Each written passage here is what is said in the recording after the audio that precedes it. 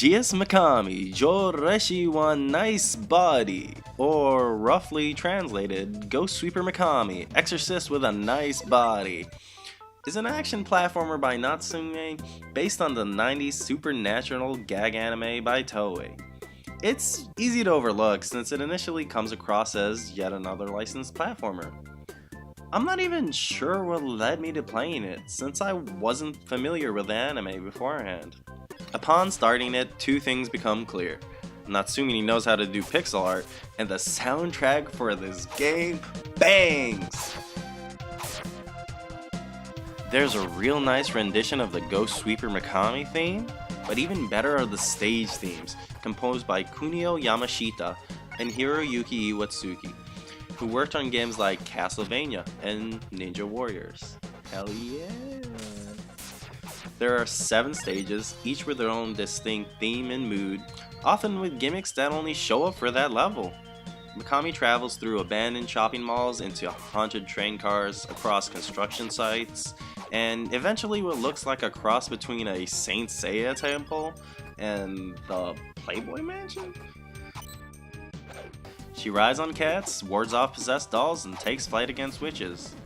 It's full of inventive scenarios, and the sprite work gets across the humor well, with its own small gags thrown in.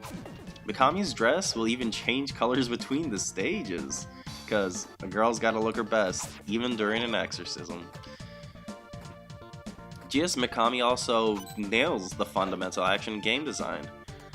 Mikami's weapon, basically a purifying riding crop, works as a basic melee attack, but has some nuance. Holding up arcs it above her, which extends the hitbox but prevents any projectile firing power-ups from activating. This move can also be used to hook onto certain platforms, which you can flip on top of from below, kicking enemies on the way up. Tiny details like the way the flip conveys weight, or how the spirits and shots are repelled by your hits, give a real oomph to each hit.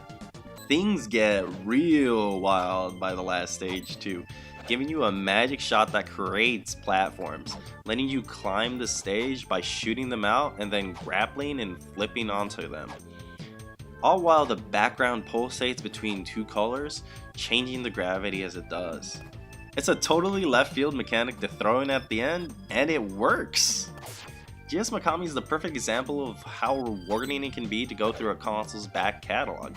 I played it on and off all year, and it made me glad I stuck around.